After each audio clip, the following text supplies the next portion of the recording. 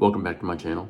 My name's Jace, and today I'm going to show you how to make this, which is a self-watering setup for Alocasia Corms. I'm going to show you everything that I use, how to do it. I'm also going to link everything in the description, so make sure you check that out if you want to be able to buy exactly what it is that I'm using. This is the absolute best way, in my opinion, to sprout and grow corms. There's a couple things you're going to need. 2-ounce plastic shot glasses. Everything I have here, I got on Amazon. So this is a 3-ounce dessert cup with a lid, cotton wick. Comes in a giant roll. This is 100 feet. You don't need 100 feet, but that's what I have. You're gonna need some perlite. This I didn't get on Amazon. I got this from a local plant store. Fluval stratum. This stuff's actually kind of expensive. Super rich in minerals, nutrients, and they actually use this stuff for like aquatic plants or fish tanks, but it's really good for rooting corms. You're also gonna need a little soldering iron. That'll make your life a lot easier. The last thing you're gonna need is some corms from an alocasia. So I have multiple cups here of corms that I've been rooting in sphagnum moss. They've all rooted and some of them have actually sprouted already, but I want to switch over to fluval and perlite in a self-watering cup because it's just a lot easier to maintain. They get a lot more airflow and oxygen. You don't have to worry about them rotting either if you switch over to perlite and fluval. So super cool. It's a win-win. But yeah, we're gonna show you how to do it. So what I've got here is my 3-ounce dessert cup, and I've just got it filled like a third of the way with water. I've got a wick in the bottom, and the wick comes all the way up just about to where the top of the corm is. And then I've got a 50-50 mix of perlite and fluval.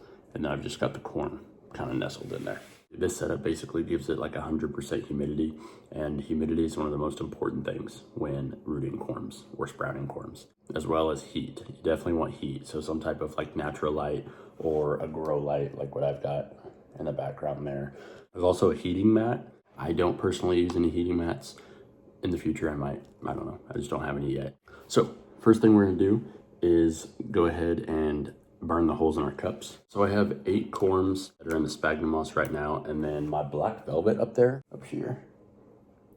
It's also got a corm that's sprouting up out of the soil right now. We'll go ahead and put that one in the self-watering setup too. I like to put kind of a bigger hole, that way the wick can go through, just like that. And then I like to put a bunch of little small holes around the bottom. That way it just has really good drainage. So we'll do that real quick. This part's optional, but I also like to put some holes right here along the sides, just to allow more airflow in it.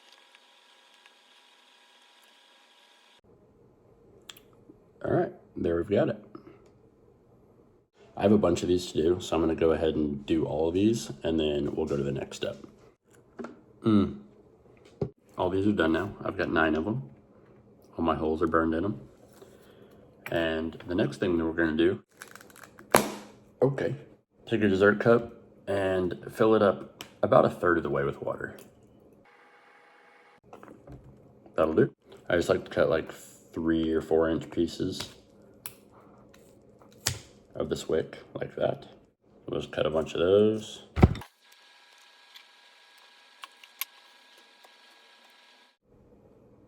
And some people tie knots in these so they don't fall out of the cup.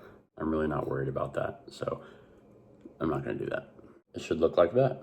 And then we're just gonna take our mix of fluval and perlite. Like I said, this is just a 50-50 mix. You can definitely do this with all fluval stratum if you want to. I just like to mix perlite because perlite's really cheap and fluval is very expensive. I don't think it really makes any difference if you do half and half or if you do all fluval. It'll just cost you more money to do fluval. We're not trying to break the bank over here. We're gonna fill our cup up. And I like to make sure that it's behind the wick too. Just like that. We're just gonna take our corm. This one's already got roots growing out of the side, and this one's sprouted. I don't know if you can see that. Got a little sprout on top. We're just gonna take that corm and kind of bury it down in there. We kind of want just like the top third of it maybe showing. The rest of it we want to be pretty much down in that mixture. Just like this. Take your lid, Pop it on there, and then we're just gonna drop it in that cup. Finished product. So the water is gonna shoot up through that wick, and the perlite and fluval is actually going to kind of soak up the water, but it also stays really airy. So you don't have to worry about root rot, or I guess that's really it.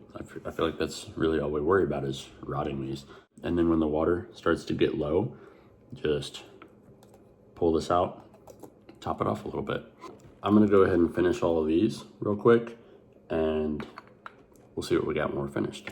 I've got 9 corms potted up. I had one that was rotted, and when I pulled it out of the moss, it was rotted. It was real squishy and nasty. So that is the reason why we're doing this, so that we don't kill our Alocasia corms anymore. There's one other thing that I forgot to mention, and it's not a necessity, but it helps out a lot. Definitely changed the game for me. Here it is. So this is an acrylic case that I got on Amazon. It comes as a pack of 2.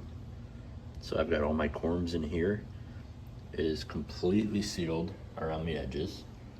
And I've got these little Barrina grow lights, and these things are amazing. They plug into each other. There's a switch right here, so I can turn them all off and on. If you don't have one of those big IKEA cabinets, something like this is a very affordable option. I just set it up last night. I got both of these in. I think I paid like $35 for this set of 2. They've got little magnetic doors that open up. So I've got all my corms in this one. These things are a great display case. All the shelves are removable. I've got an extra shelf down there. I just didn't have anywhere to put it, so I put it under there. But yeah, I highly recommend this. I will also tag this in the comments below. So if you want to go pick one of these up, you can too. So if you have questions, make sure to leave them in the comments. I will definitely answer them. If there's anything else you want to see, then leave a comment, let me know, and I will do a video on that next. Thank you guys for watching. I appreciate it. Make sure you like, comment, subscribe, and check out the description box to order all this stuff yourself if you're wanting to try this out as well. So thanks, plant people. Bye.